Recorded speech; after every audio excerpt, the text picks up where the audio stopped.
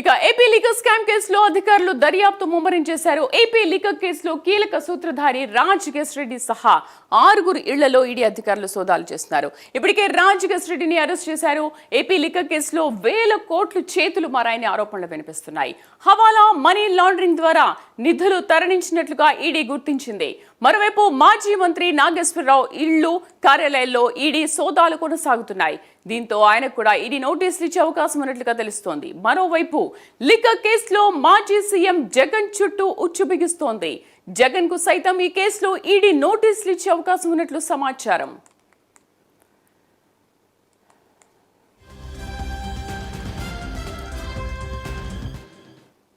AP liquor scam కేసులో అధికారులు దర్యాప్తు ముమ్మరం చేశారు. పూర్తి సమాచారం కరెస్పాండెంట్ రవికృష్ణ అందిస్తారు. రవికృష్ణ, లిక్కర్ స్కామ్ కేసులో అధికారులు ఎటువంటి దర్యాప్తు చేస్తున్నారు?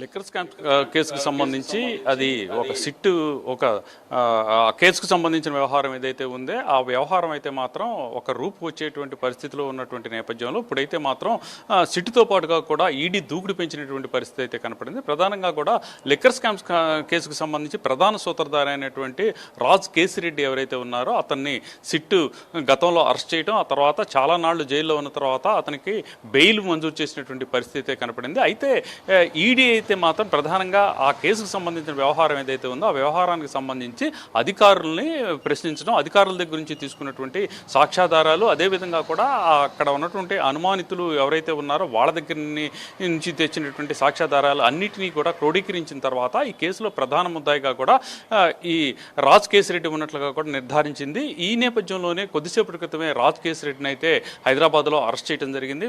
దానికి ముందైతే మాత్రం ప్రధానంగా ఈ కేసిరెడ్డికి సంబంధించి ఈ కేసుకి సంబంధం ఉన్నటువంటి వ్యక్తులు ఎవరైతే ఉన్నారో ఆ వ్యక్తులు 6 ఇళ్లలో అయితే సోదాలు కూడా నిర్వహించడం జరిగింది. ఆ తర్వాత ప్రధానంగా కూడా ఈ కేసు ఒక కొలికి వస్తుంది అనేటువంటి ఈ దశలో ఉన్నటువంటి నేపథ్యంలో మరోసారి ఈడీ అయితే మాత్రం అరెస్ట్ చేయటం, ఆ తర్వాత దీనికి సంబంధించి మరో కారుమూరి నాగేశ్వరరావు అంటే గతంలో మినిస్టర్గా చేసిన వైసీపీ హయాంలో మినిస్టర్గా చేసిన కారుమూరి నాగేశ్వరరావు ఎవరైతే ఉన్నారో ఆయన్ని కూడా అరెస్ట్ చేసేటువంటి అవకాశం అయితే ఉన్నది. ప్రధానంగా కూడా అప్పుడు ఈ డిస్టరీల నుంచి ఇక్కడ ఉన్నటువంటి మద్యం షాపులకి ట్రాన్స్పోర్ట్ టెండర్ ఏదైతే ఉందో ఆ ట్రాన్స్పోర్ట్ టెండర్లో కిలోమీటర్కి భారీగా కూడా పెంచి ఛార్జీలు పెంచి ఈ టెండర్ని చేజెక్కించుకోవడం జరిగినట్లుగా కూడా ఈడీ గుర్తించినటువంటి పరిస్థితి అయితే కనపడింది. ప్రధానంగా కూడా దీంట్లో వేల కోట్ల రూపాయలు అయితే మాత్రం చేతులు మానిట్టుగా కూడా గుర్తించడం, ఆ తర్వాత ఈ ధనాన్ని వచ్చినటువంటి ఈ అక్రమ సంపాదనని ఎక్కడికి పంపించారు అనే దాని మీద కూడా దర్యాప్తు అయితే వేగవంతం చేసినటువంటి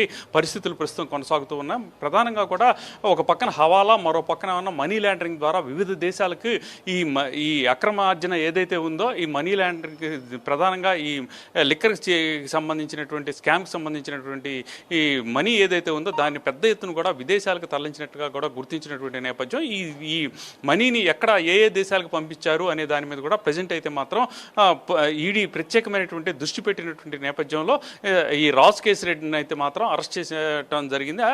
దీని తర్వాత నెక్స్ట్ స్టెప్ ఏంటి అనే దాని మీద మాత్రం తీవ్ర ఆసక్తి అయితే నెలకొన్న పరిస్థితి కనపడుతుంది.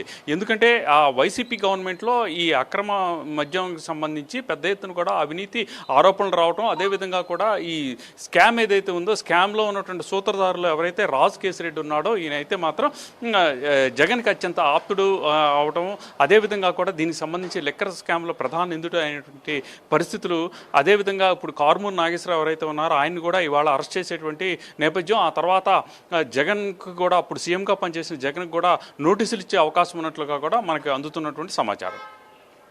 రైట్ రవికృష్ణ.